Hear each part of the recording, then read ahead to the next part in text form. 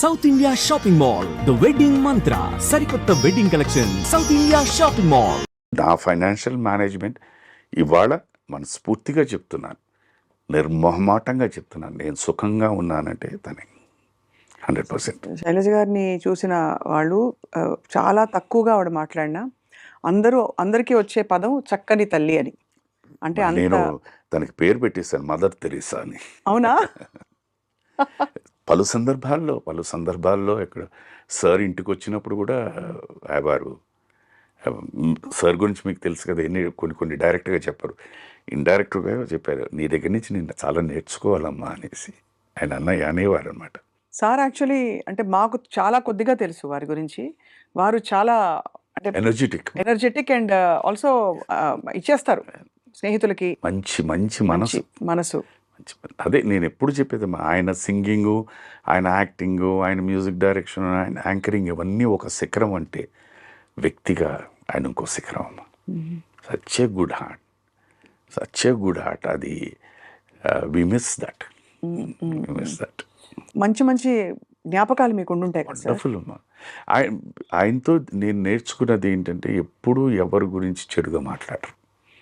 ఎందుకు అని అంటారు అంటే, ప్రతి వ్యక్తిలోనూ ఏదో బలహీనత ఉంటుంది, ఏదో మంచితనం ఉంటుంది. బలహీనత మనకి ఇది బలహీనత అని తెలిసిన తర్వాత నేర్చుకుని మనం పాటించకుండా ఉండాలి. మంచితనం ఉంటే అది నేర్చుకుని పాటించాలి. అది చూద్దామంటారు ఆయన. అంతే, ఎవరైనా మాట్లాడకూడదు. పరిష్కరించుకోవడం ఎలా? పరిష్కరించుకోవడం ఎందుకంటే ఇప్పుడు వాట్ ఈస్ ది పాయింట్? ఇప్పుడు సిస్టమ్నే తీసుకోండి, ఈ శరీర సిస్టమ్ తీసుకుంటే, మీరు నెగటివిటీ మాట్లాడుతూ ఉంటే తెలిసి తెలియకుండా మన మైండ్ కరప్ట్ అయిపోతుంది. ఒక ఇన్సిడెంట్ దగ్గర నుంచి ఇంకోటి ఎక్కడెక్కడికో వెళ్ళిపోతుంది. End of the day you're corrupted. ఈ చిప్ కరప్ట్ అయిపోతుంది. అసలు దానికి వైరస్ ఎక్కించకుండా ఉండండి. ఆయన ఈ మాట అన్నారని అంతే.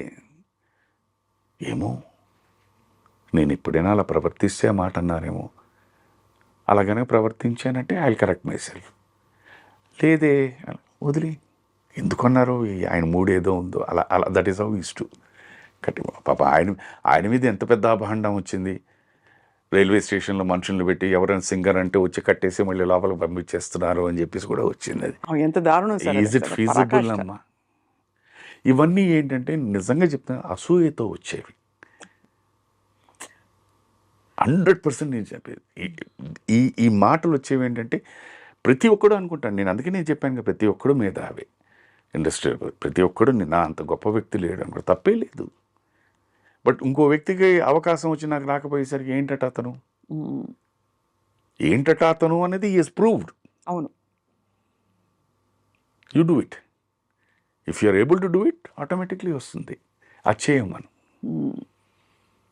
కరెక్ట్ కదా సార్. సో అంటే ఎవరి గురించి మాట్లాడకూడదు, ఇది మాట్లాడకూడదని కాదు, నెగిటివిటీ వద్దంటారు. వద్దు. ఇప్పుడు స్వప్న మేడం గురించి మనం మాట్లాడుతున్నాం అనుకోండి, మీ యాంకరింగ్, మీ భాష, మీ మ్యూజిక్ సెన్స్, నాలెడ్జ్, వీటన్నిటి గురించి there are so many beautiful topics to talk. Why take an odd topic? నెగటివ్గా ఎందుకు మాట్లాడాలి? Is this point which is so wonderful. అలా ఎప్పుడు ఆయనకి ఎవరితో హీఈస్ బేసిక్లీ అమ్మా, శిరస్సు నుంచి పాదాల వరకు is too good a person అమ్మా బాలు గారు. అవును, ఆయనలో ఉన్న గొప్ప విషయం ఏంటంటే, ముందు he will make you comfortable. అవును సార్, అది మాత్రం కరెక్ట్. మేమైతే వణికిపోయేవాళ్ళం ఒకసారి కలిసిన, అంటే మాలాంటి వాళ్ళం. ఎవరైనా ఫస్ట్ ఆయనకి వెళ్ళడానికి వెళ్ళినప్పుడు yes, singer legend SP Balasubrahmanyam గారిని కలవడానికి వెళ్తున్నాము అంటారు. ఆ కలయిక 5-10 అరగంట ఇదేసరికి తెలిసి తెలియకుండా ఈ మేక్స్ యూ సో కంఫర్టబుల్.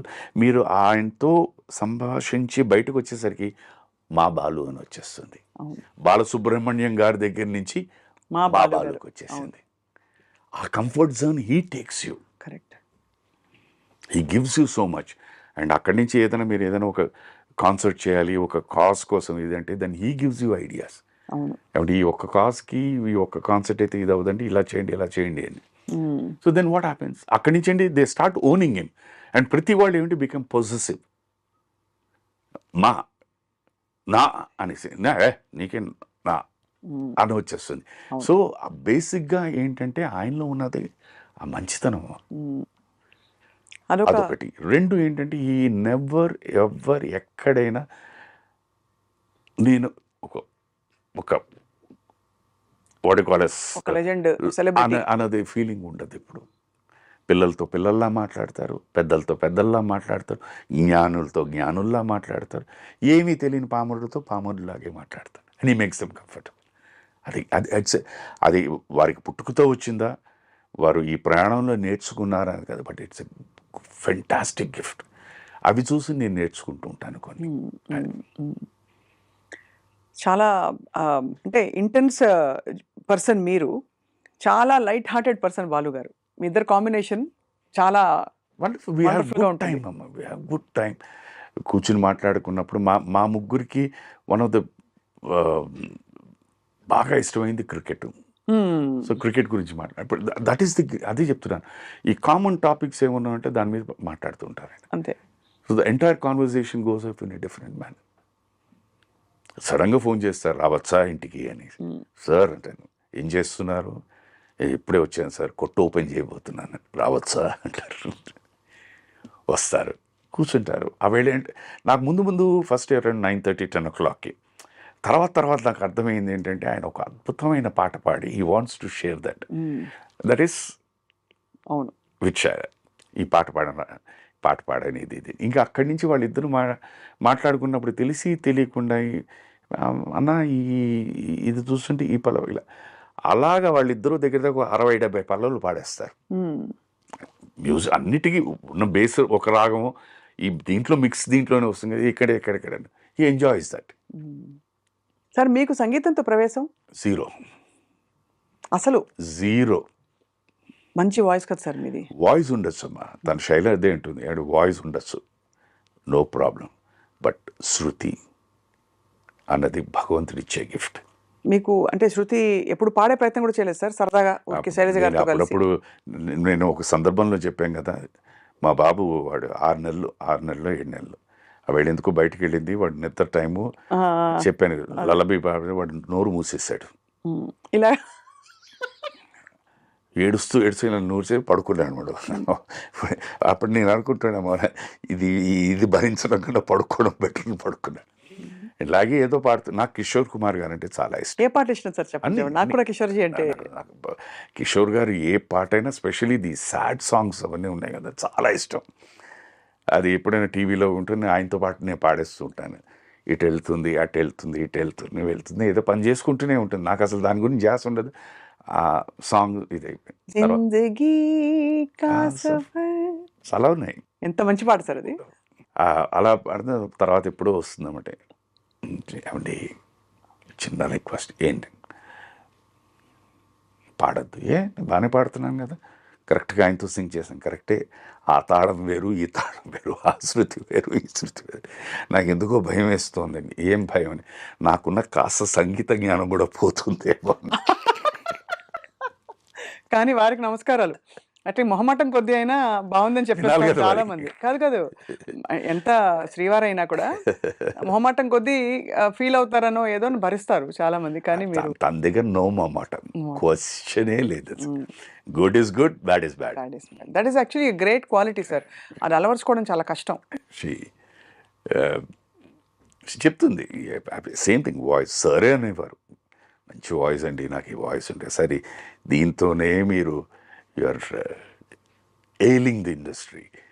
మళ్ళీ ఇది ఇప్పుడు ఆ టీవీ సీరియల్స్ ఎప్పుడైతే మొదలు పెట్టారో అప్పటి నుంచి ఇంకా నో లుకింగ్ బ్యాక్ కదా మీకు? అంటే దట్ వాజ్ ఇన్ 96 నుంచి కంటిన్యూస్ గా టిల్ 2023 వరకు. ఇప్పటికి Tamil, Telugu, Kannada I work.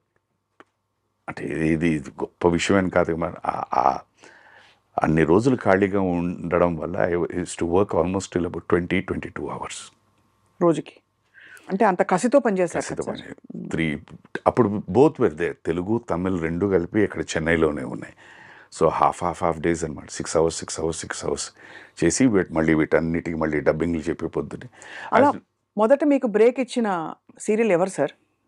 What was the first turning Doordarshan అమ్మ. దూరదర్శన్. దూరదర్శన్లో వాళ్కే అని చెప్పి ఒక సీరియల్ చేశాను, వాడికై. ఇళరాజా గారు. దాని తర్వాత అప్పుడు ఆ దీంట్లో ఫస్ట్ వస్తున్న వీక్లీ సీరియల్స్ మర్మదేశం, దాని తర్వాత డైలీ సీరియల్స్ ఇది కథ కాదు, పిన్ని, తర్వాత అక్కడ తమిళ్లో అన్ని, మనకి తెలుగులో వదిన వచ్చింది. ఇంకా అక్కడి నుంచి స్ప్రీ అందుకుంది. మీ క్యారెక్టర్స్ అన్ని మీకోసం టైలర్ మేడ్ గా వస్తాయంటే they gave me that luckily. అది పండే ఎవరు నేను, that is most enjoyable character ఏది సార్ టీవీలో? బికాజ్ మీ లాంగర్ ఇన్నింగ్స్ టీవీలో దీంట్లో నాకు బాగా పేరు తెచ్చిపెట్టింది, మంచి గుర్తింపు తెచ్చిపెట్టింది, నన్ను నటుడిగా కూడా బతికించింది 3 క్యారెక్టర్స్ ఉన్నాయి. ఒకటి ఇది కథ కాదు, దాంట్లో it has all shades, good bad dirty అన్నీ కలిపి అదొకటి. పిన్ని, సాక్రిఫైసింగ్ ఫ్రెండ్. తర్వాత అన్నీ అని చెప్పి మన తెలుగులో వదిన వచ్చింది, బట్ పెద్దగా తెలుగులో కంటే తమిళ్లో హిట్ అయింది. సూపర్ ఎక్స్ట్రాడినరీ వాడంటే. అది కూడా ఏంటంటే ఏజ్ ఆఫ్ నా ఏజ్ ఇస్ అబౌట్ 32-33 ఇయర్స్. ఆ దీంట్లోనే I was playing 60-year-old person, ఒక మోస్ట్ ఈగోయిస్టిక్ వాడు లాయర్ అనమాట. వాడి జీవితంలో ఎప్పుడు ఓటమి అన్నది చూడలేదు. అలాంటిది ఒక కేసులో ఒక యంగ్ అమ్మాయి దగ్గర ఓడిపోతాడు. ఓడిపోయిన వెంటనే వాడు ఏం చేస్తాడంటే అటు వీడి కొడుకు కూడా లాయరే, అమ్మాయినిచ్చి పెళ్లి చేసేస్తాడు. సో పెద్ద పలానా రామనాథన్ కొడుక్కి సోయిన్స్ అని న్యాచురల్లీ అది ఉంటుంది కదా హైప్. దీన్ని అందరూ ఓ వాటర్ఫుల్ అమ్మ, నువ్వు అదృష్టం ఇది తీరా ఇంటికి వచ్చి పెళ్ళై ఇంటికి వచ్చి ఫస్ట్ డే ఈ takes her to the library, his library and says promise me you will never again get in to the court అని. అక్కడ స్టార్ట్ అవుతుంది ఇది.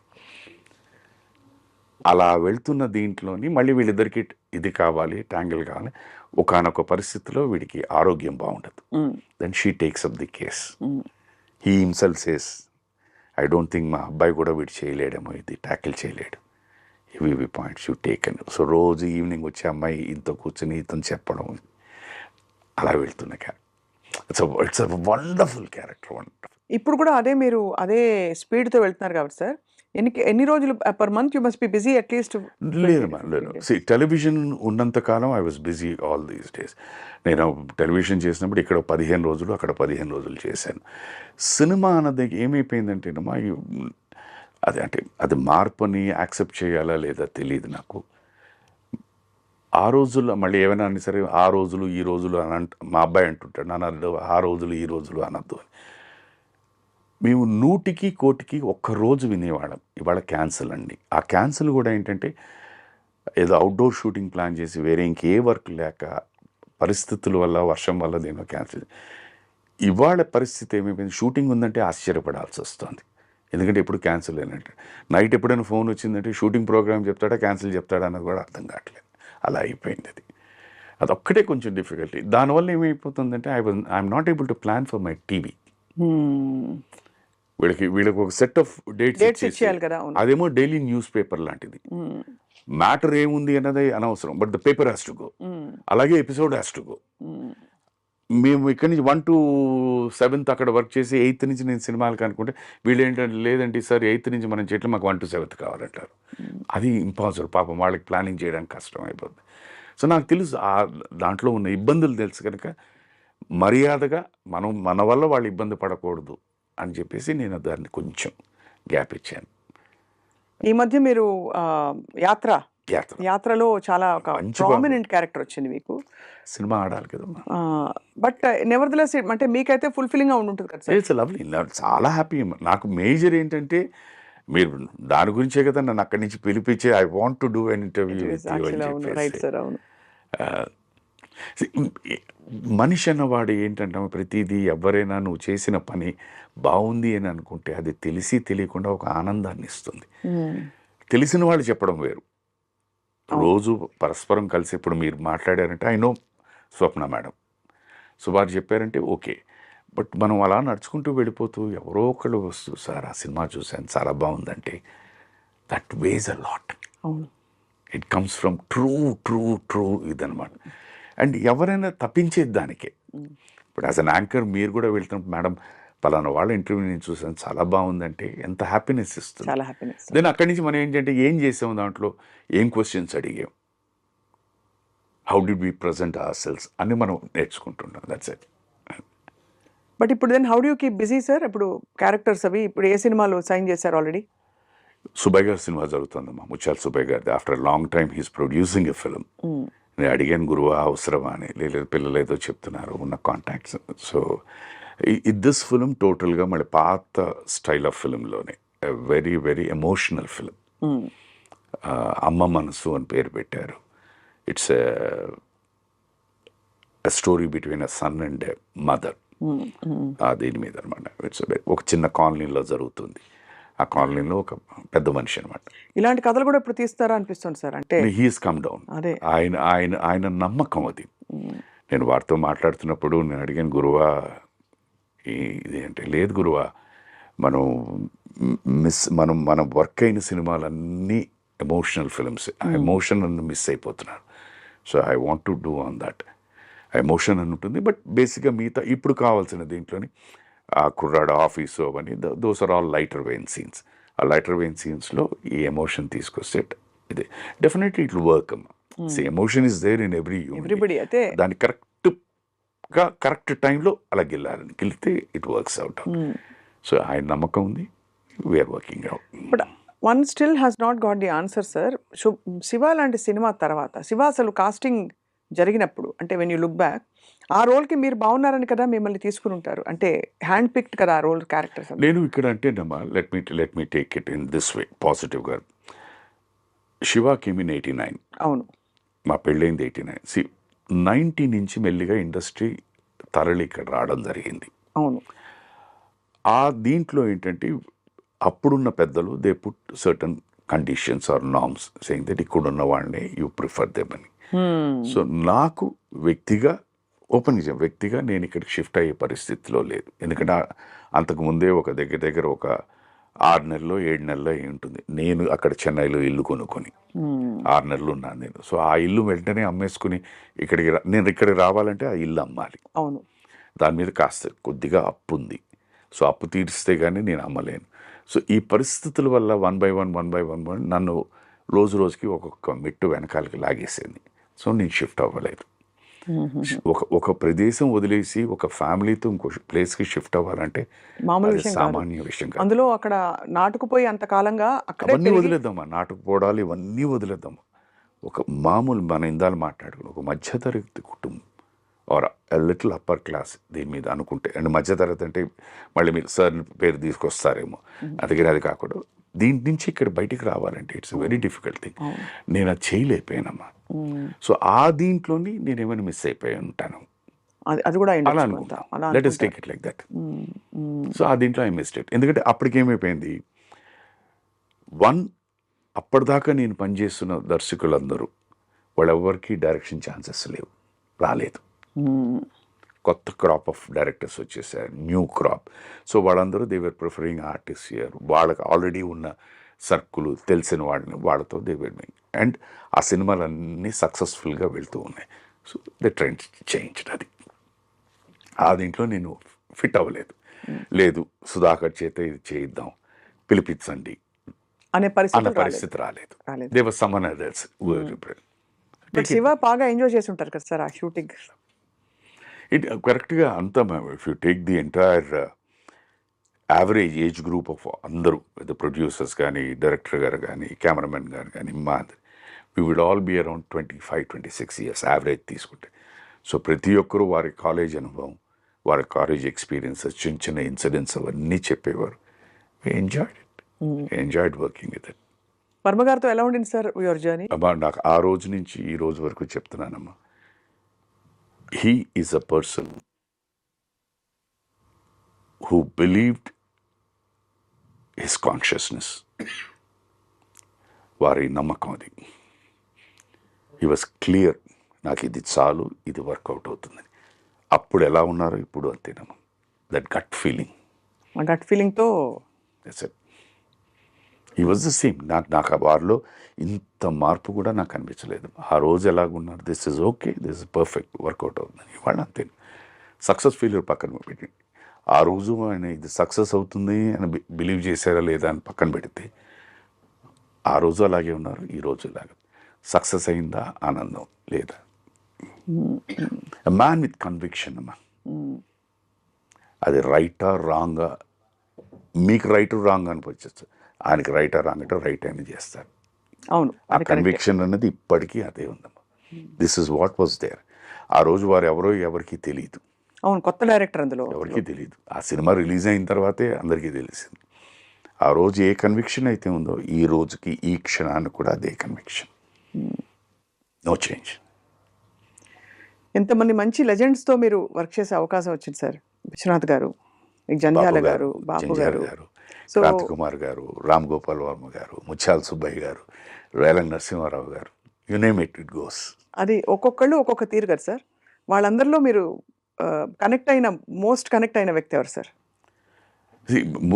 అంటే సెల్ఫిష్గా చెప్పాలంటే it will be my first film సుపలేఖ అండ్ డైరెక్టర్ గారే. బట్ ప్రతి ఒక్కరిలో మీరు అన్నట్టు అందరూ వైవిధ్యమైన డైరెక్టర్లు. సో ఒక్కొక్కరి దగ్గర ఒక్కొక్కటి మనం నేర్చుకుని దాన్ని అడాప్ట్ చేసుకోగలిగితే ఇల్ బి గుడ్. డైరెక్టర్ గారు, గురువు గారు, విశ్వనాథ్ గారు ఉన్నారంటే ఆయన మీరు ఏ సినిమా తీసినా, ఏ సినిమాలో కానీ ఏ పాత్ర అయినా కూడా ఊరికే నిలబడి డైలాగ్ చెప్పరు, ఏదో పని చేస్తూ చెప్తుంటారు. దానివల్ల ఏమైపోతుంది, ఇంట్లో ఉన్న ఫీలింగు, ఇంట్లో పనిచేస్తున్న ఫీలింగ్ వచ్చేస్తాయి. అది అక్కడ. డైరెక్టర్ జంధ్యాల గారు ఉన్నారంటే ఆయనది ఏంటంటే పని ఇది లేకపోయినా ఆ టైమింగ్ అనేది కరెక్ట్గా ఉండాలి. అది మామూలు డైలాగ్ అయినా ఆ టైమింగ్కి చెప్తే బ్రహ్మాండంగా పండుతుంది. అది అక్కడ నేర్చుకున్నాను. ఇంకా బాపు గారి గురించి అడగక్కర్లేదు. ఫ్రేమింగ్ నాకు తెలిసి నేను ఇప్పటిదాకా చాలా అందంగా కనిపించిన సినిమా ఏదైనా ఉంది అంటే అది మంత్రి గారు వెంకడే. Because his framing so beautiful. Kranthi Kumar గారు ఆయనంటే he was already a very far ahead thinking director ఆ రోజుల్లోనే. సో కొత్త థాట్స్. అందుకనే మీరు ఆయన దగ్గర నుంచి మన లైక్ సుహాసిని గారు మేము చేసిన సినిమా వచ్చింది సూపర్, తల్లికి తండ్రికి పెళ్లి చేసే cinema, that was thing. Then comes Vamsi garu, pure Godavari nativity. Musical, ఆయనకి ఏ షార్ట్ తీసినా డైలాగ్ చెప్పినా మ్యూజికల్ ఆ మ్యూజికల్గా ఉండాలి. ఆయనకి ఇళయరాజా గారు, ఆయన ఎన్నో సందర్భాలు సుధా తగ ఇలా అలా పరిగెట్టుకుంటా, నువ్వు ఇలా పరిగెట్టుకు వచ్చేకదు, ఇప్పుడు దీనికి రాజా గారు ఇలా ఇస్తారు. మీరు ఆశ్చర్యపోతారమ్మా, వాళ్ళిద్దరి మధ్య ఉన్న ఆ వేవ్ లెంత్ ఏమిటి అన్నది నేను ప్రాక్టికల్గా ఒక ఎగ్జాంపుల్ చెప్పగలుగుతాను. రాజా సార్ అండ్ వంశీ గారు. చెప్పండి ఇద్దరు అసలు. ఈయన ఇలా చెప్పేవారు సెట్లోని, మనకి ఏదో ఓకే అని ఏదో అనుకో అలాగేనా అండి ఓపెన్గా చెప్పారు. ఒక సందర్భంలో సార్ ఎందుకో ఫోన్ చేశారు, నేను రావచ్చా నైట్ అని. రండి సార్ అన్నాను. ఆయనతో పాటు ఇంకో ఎవరో మ్యూజిషియన్ వస్తారండి. సార్ నో ప్రాబ్లం, ప్లీజ్ కమ్మండి. నేనేమైనా తీసుకురావాలా, వచ్చారు. కూర్చొని మాట్లాడతా, ఆ మాట ఈ మాట మాట్లాడతా. ఎందుకో తెలియకుండా అటు ఇటు వంశీ గారు రాజా గారు టాపిక్ వచ్చింది. వెంటనే ఆ మ్యూజిషియన్ అన్నారు, వంశీ గారి పేరు చెప్తుంటే, సార్ ఇవాళ మేము ఏదో చిన్నది అయినా కంపోజింగ్ దీంట్లో ఏదో ఇచ్చేసారండి, చేసిన తర్వాత అది మార్చని చెప్పి అది నోట్ చేసి పెట్టుకోండి, వంశీ ఏదో సినిమా తీస్తున్నాడు, ఎక్కడో ఒకటి బీజిఎంకి దేనికో పనికొస్తుంది అన్నారటండి. నేను అలా ఉండి బ్లాంక్ అయిపోయాను. సడన్గా సార్ ఏమైపోయాయి, లేదు సార్ ఇప్పుడు సార్ ఈ మాట అంటున్నారు, రాజా గారు ఇలా కంపోజ్ చేసి ఇది ఉంచండి, ఇది ఇప్పుడు వాడద్దు, వంశీ గారు ఏదో డైరెక్ట్ చేస్తే దానికి ఎక్కడైనా బీజిఎంలోనో లేకపోతే ఏదో షార్ట్లో వాడదామని. ఆయన నాకు ఒక సందర్భంలో సుధాకర్ నువ్వు ఇలా పరిగెట్టుకుంటురా అని చెప్పి పరిగెట్టుకిచ్చి దీనికి ఈ మ్యూజిక్ ఇస్తారన్న. వాట్ ఏ కోఇన్సిడెన్స్ అండి. దట్ ఈస్ వై వాళ్ళిద్దరి మధ్య వచ్చిన మ్యూజిక్, వాళ్ళ సినిమాల్లో వచ్చిన మ్యూజిక్ సో బ్యూటిఫుల్. ఈయనేమిటి, ఈయన టేస్ట్ ఏమిటి అనేది రాజాగారికి తెలుసు. రాజాగారు నేను తీసిన దానికి రాజాగారు నాకు ఎలాంటి మ్యూజిక్ ఇస్తారనేది ఈయనకి తెలుసు. అవును, ఆయన ఎన్ని సందర్భాల్లోనూ చెప్పేవారు, ఇది ఈ సీన్ ఇలా ఫ్లాట్గా ఉందని అనుకుంటున్నావు కదా, రాజాగారు దీనికి ఇచ్చేస్తారు, will make it to super scene ఆ బ్యాక్గ్రౌండ్ అని. ఆయన ఏమన్నట, ఏదో తీసుకుని వస్తాడు, దానికి ఇవన్నీ బాగా పనికొస్తాయి మనకి అని ఆయన. దోస్తీ కూడా ఉంది కదా సార్, చాలా మామూలు దోస్తీ కాదు. అంటే అది అది ఇవి ఏంటంటేనమ్మా, ఇవి నేను ఒక్కొక్కసారి ఇప్పుడు మళ్ళీ అగైన్ మనం అనుకుంటామమ్మా, ప్రకృతి అంటాం, ప్రకృతి అంటే మన లేటెస్ట్ ప్రకృతి అంటే మామూలుగా ఇది సృష్టి, భగవంతుడు ఆ వేవ్ లెంత్ క్రియేట్ చేశాడు కదా. అంతే కదా సార్, ఆ వేవ్ లెంత్ అన్నది ఎంత ఇంపార్టెంట్. లైఫ్లో ఎక్కడో ఈయన రాజమండ్రిలో షూటింగ్ చేసి అజయ్ గారు ఎక్కడో మెడ్రాస్లో ఉంటే ఇక్కడ నీకు ఈ షాట్కి ఈ మ్యూజిక్ ఇలాంటిది ఇస్తారు అని చెప్పి ఈయనని ఆయన అక్కడ కంపోజ్ చేస్తూ ఏదో చేసుకుని వస్తాడులే, ఇది పనికొస్తుందని ఆయన. అవి వింటూ ఉంటే మాత్రం దట్స్ సో బ్యూటిఫుల్. ఇవాళ అవి మిస్ అయిపోతున్నాం. ఇలాంటి విషయాలు వినడానికి ఎక్కడ ఛాన్స్ దొరకట్లేదు, అసలు తీరికే లేదు సార్, అసలు దొరకట్లేదు. అదొక్కటే అప్పుడప్పుడు అనిపిస్తుంది అనమాట.